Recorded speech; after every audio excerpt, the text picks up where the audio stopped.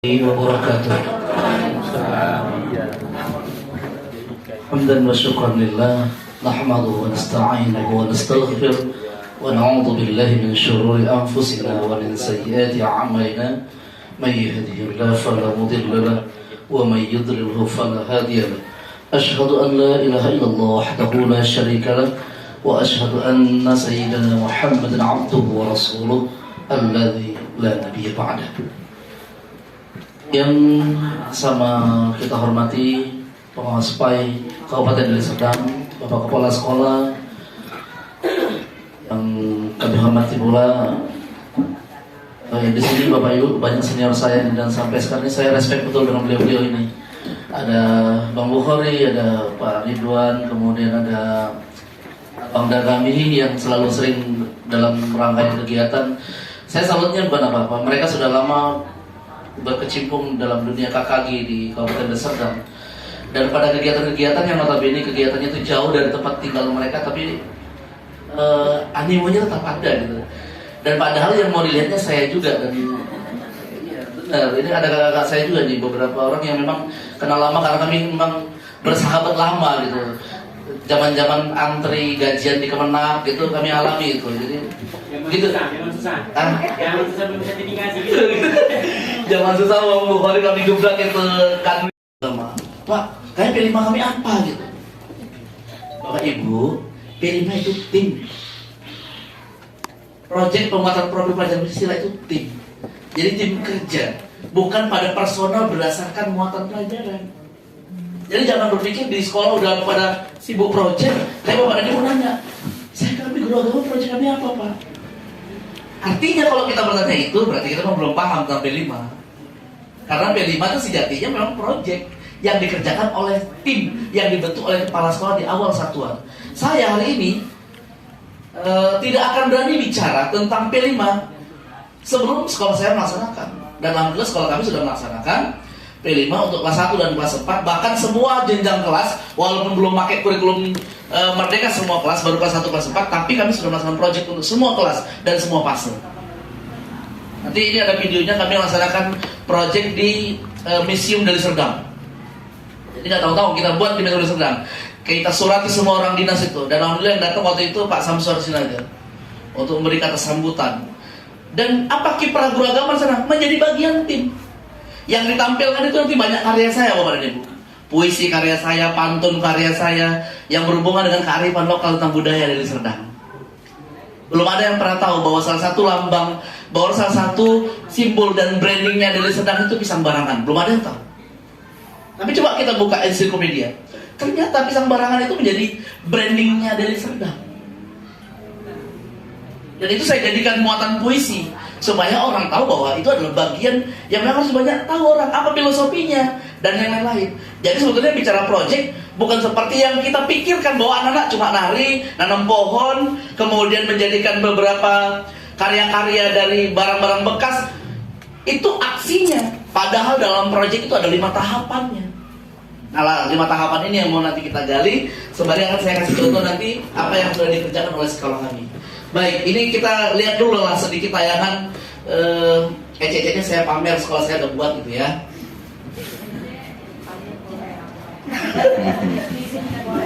Saya suka menggunakan bahasa ini sehingga mengundang emosi banyak gitu ya. Baik Bapak dan Ibu, ini kebetulan ini foto anak saya nih.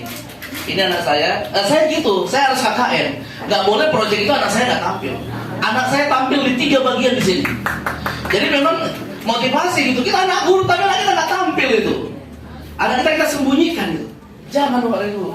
Kita guru agama, anak kita ada di sekolah itu dalam banyak hal kita harus tampilin. Biar aja orang mau bicara apa. Yang paling terpenting dia mampu melakukan apa yang menjadi tugasnya. Gitu. Makanya kalau saya sering kalau di Facebook, saya jarang buat status, tapi kalau itu berhubungan dengan anak saya sedikit karena saya tampilin itu, tapi nggak sering-sering amat sih, saya nggak mau juga gitu ya. Baik, ini apa yang kami tampilkan Bapak Ibu ya.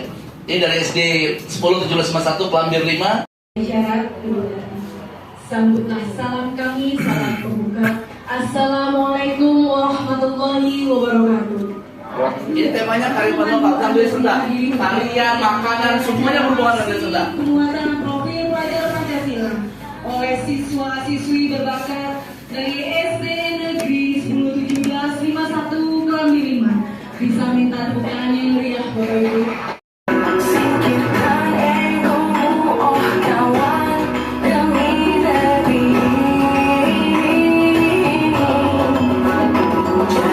Baik. Dalam banyak kegiatan di sekolah, anak-anak kita tampilin. Itu suatu hal yang biasa. Dan menurut Bapak Ibu pasti saya bilang, biasa. Biasa aja. Kalaupun tampilnya itu di museum, bisa aja kita buat nanti depan kantor dinas, bisa kita buat. Tapi pada tahapannya itu Bapak dan Ibu, pada tahapan project, bukan hanya langsung pada tahapan aksi, ada 5 tahapan. Dan aksi itu tahapan ketiga. Apa tahapan pertama? Perencanaan. Apa tahapan kedua? Kontekstualisasi. Apa tahapan ketiga? Aksi. Apa tahapan keempat? Evaluasi. Apa tahapan kelima? Refleksi. Jadi kami mengalami itu semua. Maka si Ataya Nakisahwa tadi, anak saya yang pegang apa tuh namanya itu? Itu dia tidak langsung menari. Dia bicara dulu di depan para undangan bahwa kami akan menari tarian persembahan. Dia jelaskan bahwa tari persembahan ini bertujuan ini, maksudnya ini, berasal dari sini. Baju yang kami kenakan atau selain pakaian berwarna kuning adalah merupakan lambang bla bla bla. Dia jelaskan keilmuannya. Jadi anak-anak tidak hanya dapat pada tahapan praksisnya, tapi juga dapat pada tahapan konsepnya. Itu. Jadi sama. Kalau Bapak dan Ibu buat project misalnya di sekolah, temanya misalnya kewirausahaan. Ada sekolah yang udah pernah buat marketing? Bajar. Oh belum. Dibuat loh. Sekolah kita sudah buat bazar. Nah di bazar itu anak-anak apa yang dilatihkan? Kemampuan apanya? Berusaha, berwirausaha. Maka Bapak dan Ibu bicara tema, bicara profil pelajar Pancasila, kita tidak bicara muatan pelajaran. Ini berarti temanya pasti muatan pelajaran seni budaya. Bukan. Ini temanya kearifan lokal karena bicara semuanya tentang Deli Serdang. Jadi itu. Kemudian kalau kita kewirausahaan buat Bajar, temanya apa? Kewirausahaan. Makanya ada 7 tema dan di antara 7 tema itu 6 temanya punya SD. Nanti akan saya tunjukkan di PPT. Cuma ini saya nggak mau main dari PPT, saya mau main dari praktiknya dulu. Apa yang sudah dipraktikkan. Jadi sejatinya bahwa dalam kegiatan P5 ini yang mau dilatih itu adalah profil Pancasila yang 6 dimensi. Apa saja dimensinya itu? Luar biasa. Itu tema. Gaya hidup berkelanjutan tema. Pelajar Pancasila itu ada 6 dimensi. Apa saja? Beriman dan bertakwa, berakhlak mulia, betul ke satu. Yang kedua, mandiri. Yang ketiga, gotong royong. Yang keempat, kreatif. Yang kelima, nalar kritis. Yang keenam, luar biasa. Kita apa aja teman kita udah hafal gitu ya. Iya, saya yakin semuanya udah menghafal luar kepala. Di luar kepala maksudnya.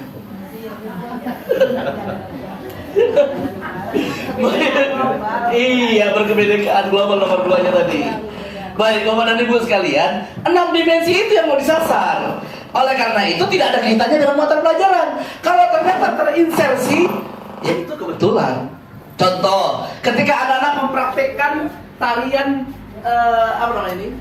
tarian persembahan, yang mau disasar itu adalah kearifan lokal dan berkebinekaan globalnya. Anak-anak jadi memahami bahwa di Deli Serdang salah satu tarian yang mungkin sering ditampilkan itu adalah tarian Melayu persembahan. Nah, itu yang mau disasar. Jadi, Bapak dan Ibu, kalau kemudian itu ada di materi muatan atau di tema DSBDP, nah itu memang secara kebetulan terinsersi. Makanya disebutlah bahwa salah satu prinsip dalam P5 itu holistik, menyeluruh, keterikatannya menyeluruh, keterhubungannya menyeluruh, kemudian partisipasinya menyeluruh. Ada kepala sekolah, ada guru. Pak, guru-guru kami nggak ada yang pandai menari, Pak. Hadirkan orang luar untuk bisa ngajarin nari. Itu prinsip P5. Buat tong sampah dari bahan-bahan bekas, gurunya nggak ada yang terampil, Pak. Hadirkan orang yang bisa. membuatnya, melatihnya. Baik itu orang tua boleh, pihak ketiga yang mungkin mengikat dana silakan, dan dalam P5 itu seharusnya kepala sekolah yang menganggarkan anggarannya. Kenapa? 20% dari alokasi waktu pembelajaran kita selama setahun digunakan untuk proyek. Makanya PAI nanti dari 4 jam tinggal 3 jam Bapak Ibu. Jam tatap muka kita tinggal 3 jam.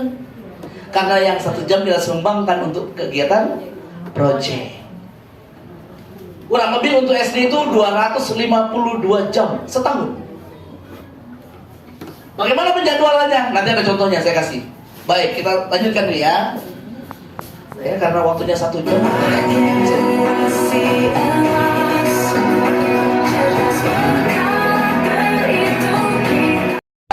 Pak Kabit untuk menerima bingkisan dari kita berupa puisi tentang diri sedang. Saya buat karya original, saya nggak contoh, saya nggak plagiasi, saya buat sendiri tentang itu. Nah ini puisi saya diserahkan kepada Pak Kabit dan kepada Museum Deli Serdang. Terima kasih. Puisi dasarkan berkesan menunjukkan studi negaraan yang menjawab bahasa Jawanya medok. Bahasa dan bahasa. Kalau memang orang kalau tidak. Jadi dalam puisi itu saya cantumkan ada 3 bahasa, ada Karo, ada Jawa, satu lagi bahasa Melayu.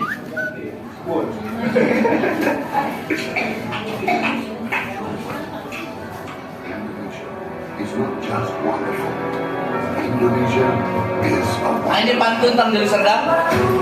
Karena identik Melayu, saya buatkan pantun.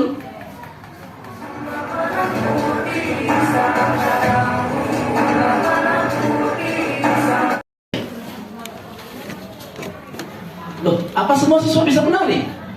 Ya enggak, kita sesuaikan dengan bakat dan talenta yang mereka miliki.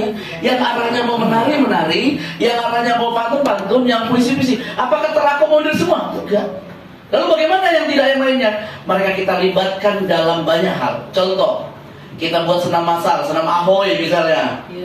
Udah kita libatin yang lain sama ahoy. Kemudian ada juga yang menjadi panitia-panitia kecil. Contohnya yang menyiapkan baju-baju teman-temannya.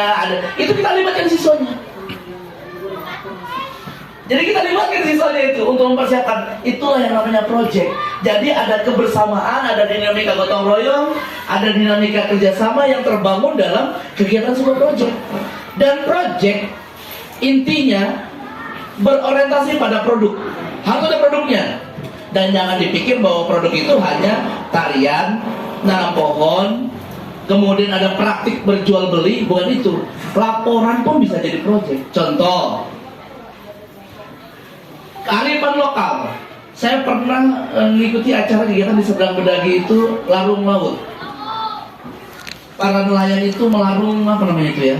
Ada simbol-simbol sih yang mereka larung sebagai ucapan doa karena telah dikasih rezeki yang banyak dari laut. Jamu laut. Jamu laut. Nah, saya kan namanya larung Kak. Jadi ya larung laut di Serdang Bedagi itu, jamu laut.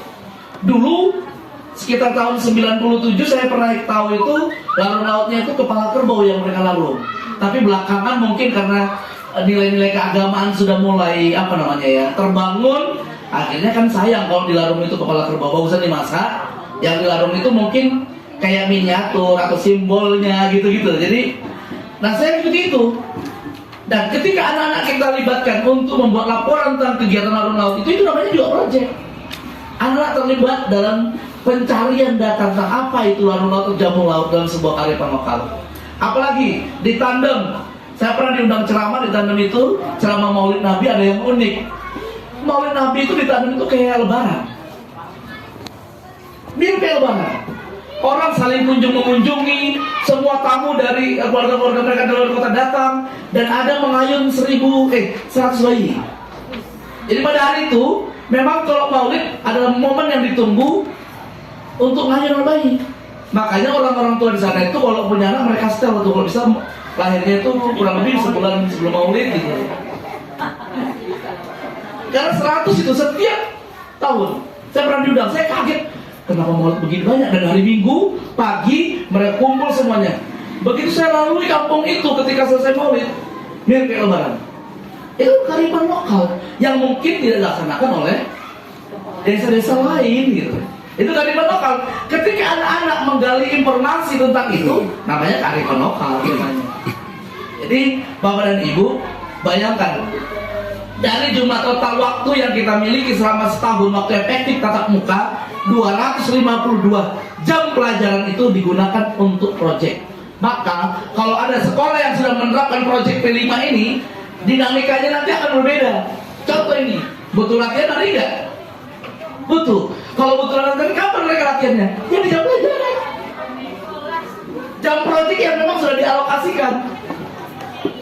Bukan nanti ya pulang sekolah kita latihan ya. Oh nggak bisa. Kita udah alokasikan waktu memang untuk latihan di jam pelajaran. Siapa yang melatih?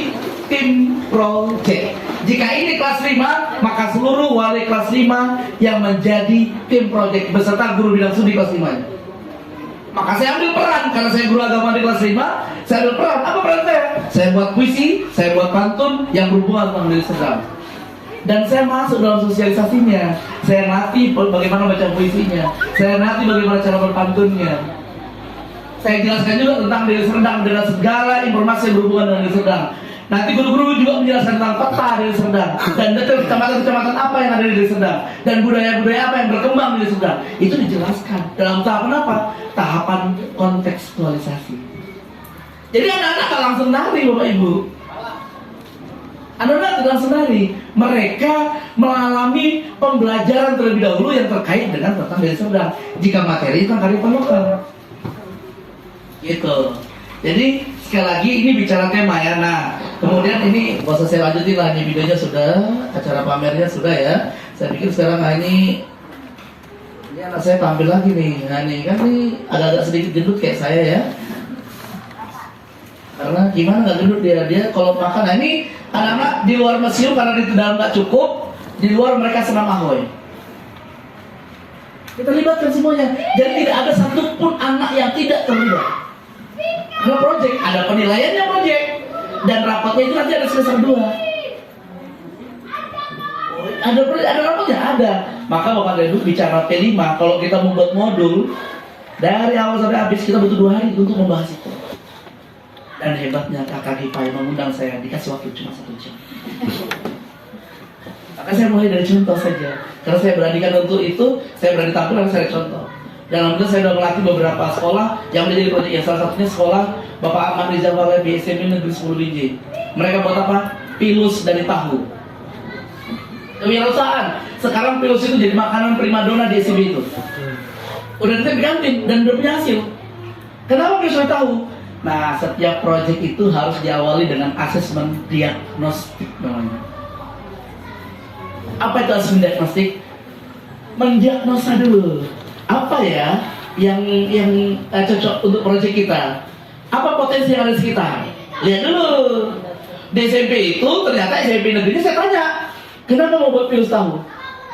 Karena sekolah kami berdekatan dengan pabrik tahu. Kalau orang makan tahu digoreng, biasa kan? Biasa.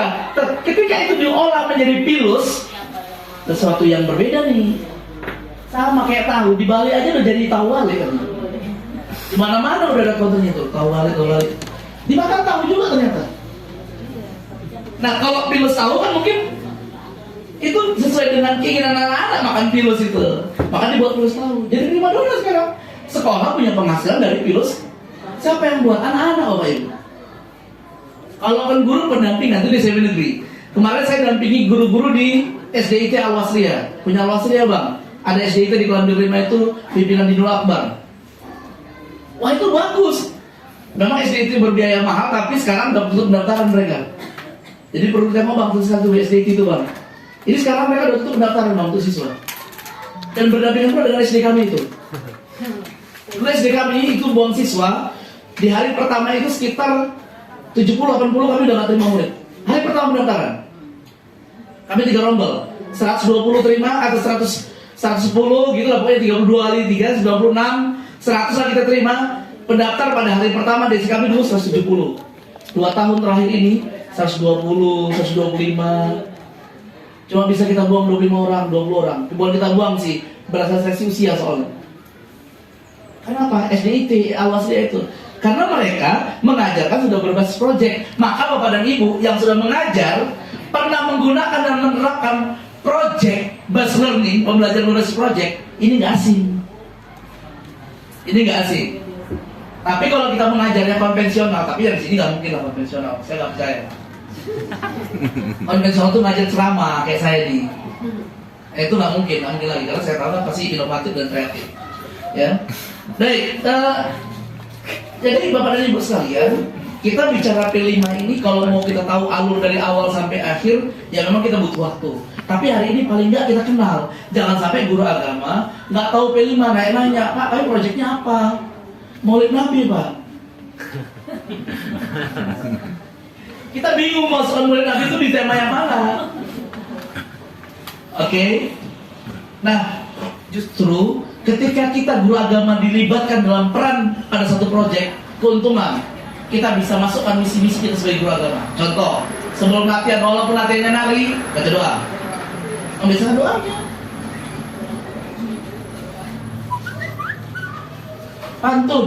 Pantunnya kita masukkan misi-misi agamanya. Puisi kita masukkan unsur-unsur agamanya. Di situ justru kita punya peran. Jangan guru agama ngomongnya gini, udahlah aku ikut tim aja, pokoknya aku setuju. Udah gitu aja. Karena dulu Pak Erwin pernah pesan, saya kan waktu ini baru ini melatih guru sedang berdagi, pelatihan mereka 1 hari guru agama. Jadi saya kayak sama ketua KKG-nya Pak Ramli, saya tanya, Pak, nggak ada yang lebih muda dari ini, Pak? Rata-rata nyaris pensiun. Karena ternyata pelatihan itu memang khusus untuk guru-guru sertifikasi. Maka rata-rata nyaris pensiun. Saya mau bicara proyek dan membuat modul proyek, ya saya bingung. Saya bilang, Pak, tolong ratakan setiap kelompok. Alhamdulillah setiap kelompok itu dapatlah 2 orang yang muda-muda gitu, yang masih energik, yang masih mau tahu gitu. Maka apa yang saya bilang sama para guru-gurunya? Bapak Ibu, tolong ini proyek, buat modul ini proyek. Maka ketika mau modul proyek ini sebagai proyek, anggaplah ini proyek sendiri. Kalau Bapak dan Ibu tidak bisa berkontribusi dalam ide dan saran dan masukan, pastikan kontribusi doa. Paling tidak doakan kawan yang bekerja, semoga dimudahkan dan dilancarkan. Karena itu yang diamalkan. Dan ternyata dalam banyak proyek di sekolah-sekolah gitu, guru agama juga dianggapnya cuma bisa apa? Doa. Apa-apa lah silahul mukmin itu. Tapi janganlah buat cuma doa aja. Kita berkontribusi saran dan masukan. Tapi yang di sini saya yakin ada itu ya. Masih nggak ada jauh sih. Baik, sekarang kita masuk pada bahasan materinya, Bapak Ibu ya. Bang Rusli, maaf ya Bang. Saya Bang Rusli 1, Bang Bukhori 1. Kalau udah ada saya bingung nih. Karena ini setiap saya ada 2-nya ini. Kalau kakak-kakak ini kawan senyum aja nih. Jadi ada kakak-kakak dari sendiri ini kawan-kawan bahagia aja. Kalau Bang Bukhori dan Bang Rusli ini kawan susah ya. Baik, Bapak Ibu, ini kita bicara teorinya. Tolong bicara konsepnya ini. Saya mohon maaf kalau saya harus berteori. Sekali lagi memang gak enak pakai PPT karena saya biasanya dinamikanya pelatihan praksis. Jadi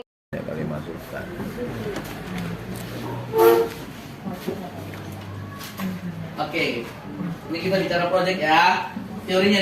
Tapi praktiknya saya tunjukkan sebagai bahwa saya sudah melaksanakan sekolah tempat kita sekolah. Nanti juga kalau mau ada contoh modulnya, saya kasih modul. Ada contoh jadwal pelajarannya. Jadwal pelajaran beda Bapak Ibu. Kalau sekolah yang udah kurikulum merdeka dan menggunakan proyek, jadwalnya udah nggak per minggu. Jadwalnya dia 1 tahun. Karena belum tentu guru agama harus masuk hari Senin terus enggak. Gitu jadwalnya. Karena berdasarkan apa? Menyesuaikan dengan waktu proyeknya. Saya udah hitung itu 252 1 tahun dibagi 2 kurang lebih 176 jam itu kalau kita kalikan kurang lebih itu hampir 1 bulan, 3 minggu lebih. Itu kalau model blok, jadwal blok itu artinya 3 minggu total semuanya untuk proyek. Ada jadwal yang modelnya setiap hari 2 jam untuk proyek, 2 jam untuk proyek setiap hari. Ada yang modelnya setiap hari Jumat dan Sabtu, dan ini yang paling banyak digunakan orang.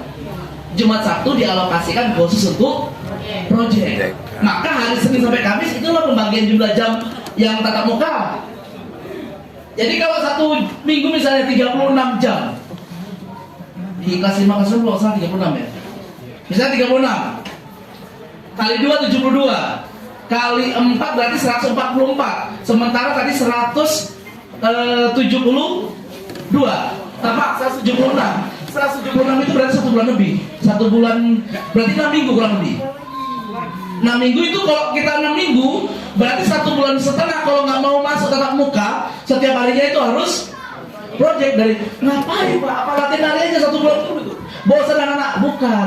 Anak-anak tetap dalam kelas.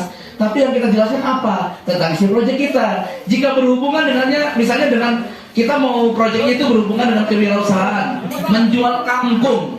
Apa tahapannya? Perencanaan dulu. Jangan buru-buru, ayo besok bawa bibit. Nggak gitu. Ada perencanaan. Di perencanaan itu guru-guru menjelaskan tentang perencanaan proyek. Di tahapan yang kedua, kontekstualisasi. Guru-guru jelasin kangkung itu kandungan apa namanya ya? Gizi dan vitaminnya apa saja. Kemudian jenis-jenis kangkung itu apa saja. Kangkung itu bisa dimasak apa saja. Itu dijelaskan secara teori dan praksis. Itu tahapan kontekstualisasi. Baru tahapan aksinya ngapain? Mulailah mereka bawa tanah, bawa polybag, kemudian bawa bibit, mulailah menanam, mengamati pertumbuhan kangkung dari hari ke hari. Itu project, itu tahapan aksinya. Jadi bukan tiba-tiba besok semuanya bawa biji kangkung. Kita masuk tahapan aksi. Anak pernah tahu nggak apa kandungan vitaminnya? Nggak pernah tahu. Anak tahu nggak jenis-jenis kangkung? Saya tahu kangkung itu jenisnya beda-beda karena itu makanan favorit saya loh. Ada kangkung akar, betul ya? Ada kangkung apa lagi? Kangkung midi. Ada kangkung apa lagi? Sawah, macam-macam itu kangkung kan? Dan kangkung yang dipetik ada yang mulut getahnya hitam, ada yang nggak hitam, macam-macam. Jadi Bapak dan Ibu, itu baru berhubungan dengan tanam kangkung. Temanya apa itu? Kewirausahaan. Jika sampai pada tahapan aksinya ingin jual beli, maka itu namanya kewirausahaan. Jadi tema ya, temanya itu ada yang berhubungan dengan keragaman atau kebinekaan, ada tema yang berhubungan dengan kewirausahaan, gaya hidup berkelanjutan. Gaya hidup berkelanjutan itu, ya itu tadi menanam pohon di bantaran sungai. Itu gaya hidup berkelanjutan. Kemudian ada lagi bangunlah jiwa dan raga. Itu berhubungan dengan apa? Kemampuan siswa untuk menjaga kesehatan fisik dan mental. Biar terhindar dari narkoba, apa yang melakukan proyek apa yang mau dibuat. Sekarang anak-anak mungkin apa namanya, nggak bisa lepas dari gadget misalnya. Maka dampak negatifnya masih ada nggak? Banyak. Maka guru cari apa nih? Cari kira-kira apa ya proyek supaya mereka itu melupakan dinamika gadget itu sebagai kebutuhan hari-hari mereka. Maka dibuatlah apa namanya ini proyek-proyek yang bisa menumbuh kembangkan kreativitas. Ya sekarang mungkin pemerintah mengalihkan permainan latu-latu misalnya gitu. Tapi sholat Jumat latu-latu apa itu? Aduh. Karena saya juga nggak mau membebani kakak dari Serdang ya. Karena lewat 5 menit juga kita hitung soalnya. Menit dah pula. Saya harus berpikir ekonomi Bu. Anak 4 semua sekolah. Satu kuliah besar biaya itu. Makanya belum berani melakukan. Ini tadi yang kita bahas. Guru agama harus tahu inilah dimensi pelajar Pancasila, bukan guru PKN yang harus tahu, tapi kita juga harus tahu ini. Saya kebetulan sekretaris panitia di kegiatan AFAI untuk materi Pancasila di mata pelajar. Jadi insya Allah kami akan launching kegiatan itu nanti di tanggal 8 Februari ini akan ada presentasi dari anak SMA tentang Pancasila. Ini beriman, bertakwa, beramal mulia, berkebinekaan global, gotong royong, kemudian mandiri, anarkis, kreatif. Bapak Ibu, yang mau disasar bukan akademiknya anak-anak. Saya ulangi ya, walaupun dinilai nanti ada rapat project, tapi yang dinilai itu bukan akademiknya. Bukan ketika ulangan nilainya 8. 8 ini yang dicatatkan rapor, bukan. Yang mau disasar ini. Tergantung pada proyeknya. Jika proyeknya berhubungan dengan gotong royong, maka gimana sih kemampuan kerjasama? Gimana peserta didik itu kemampuan untuk berkolaborasinya? Ya, ini yang mau disasar. Jadi dalam program pelajaran Pancasila ini yang mau disasar. Nanti ada namanya dimensi, ada namanya elemen. Di bawah dimensi itu ada elemen. Di bawah elemen itu ada sub elemen. Sub elemen itulah yang menjadi sasaran penilaian. Ya, tapi nggak bisa kita jelaskan semuanya. Bapak dan Ibu cukup tahu. Kalau saya jelaskan semuanya, saya bakal nggak diundang lagi kan? Kalau semua hari saya kasih tahu, nggak boleh ya. Jadi ilmu itu sedikit-sedikit. Jadi juga bermanfaat buat saya. Ketika kantong saya tipis, saya coba pas saya mau lagi nggak pilih mana gitu ya. Oke, next. Nah ini beriman bertakwa. Kalau ini namanya dimensi, namanya elemennya. Jadi yang bernama beriman bertakwa kepada Tuhan Yang Maha Esa dan berlaku mulia itu akhlak beragama. Itu hubungannya hablum minallah. Kemudian akhlak pribadi, akhlak kepada manusia. Akhlak pribadi kemampuan diri untuk terhindar dari perbuatan-perbuatan tercela. Akhlak kepada manusia, segala orang supaya jangan tersinggung. Dalam dinamika proyek masih ada ini yang bisa kita munculkan, yang bisa kita hadirkan supaya menghormati temannya. Karena maaf Bapak Ibu ya, anak-anak kita bentuk proyek nih sama sih kayak guru agama tadi. Di strategi tadi itu kan gitu juga. Ketika kita kelompokkan, ya tadi ada yang cuma mampu berdoa aja. Ya kawannya yang membuat ide dan saran itu jangan tersinggung. Karena memang itu cuma mampu kawannya. Ya udah, dihormati saja. Saya dihormati diminta, Bu jangan cuma berdoa aja lah Bu, buat-buatkan kami teh manis lah. Nah gitu juga tawahannya. Begitu juga dalam dinamika kelas. Bapak dan Ibu coba lihat anak-anak kita dalam dinamika diskusi misalnya. Yang kerja pasti menurut Bapak dan Ibu cuma yang pintar, betul ya? Pada tataran akademik, cuma pada tataran proyek. Kembali ke Bapak Ibu. Justru tadi anak-anak yang tampil di sini belum tentu semuanya punya kekuatan akademik. Terpindah dari sekolah kami. Ketika dia masuk sekolah, saya selalu saya selalu mensasar. Begitu ada anak sekolah yang notabene bukan Islam, misalnya non Muslim, misalnya Nasrani, puas untuk jadikan cuma 2 proyek, maka dia kembangkan satu tema itu beberapa proyek. Silakan. Tapi nanti di rapotnya itu bakal banyak laporan yang bakal dibuatnya. Semakin banyak proyek, semakin banyak yang disasar elemennya, semakin banyak laporan yang mau dibuat. Maka idealnya buat aja untuk tahap pertama ini minimal 1 tahun itu 2 proyek, 2 tema, 2 proyek. Yang disasar 1-2 sub elemen saja. Ketika melaporkan lebih mudah. 1. Yang kedua, perencanaannya buat lebih matang. Karena waktu itu panjang itu karena kita memang nggak punya perencanaan. Tapi kalau kita punya perencanaan, contoh perencanaan itu sore atau 1:30 nih. Jadi, Bapak dan Ibu, tunggu 2 bulan lagi ya, saya jelaskan lebih detailnya. Aduh, tapi saya kasih contohnya nanti Pak. Dari sekolah saya ada contohnya yang udah ada jadwalnya juga, udah ada modulnya. Ini namanya modul. Kalau kita mau proyek kita siapkan modulnya dulu.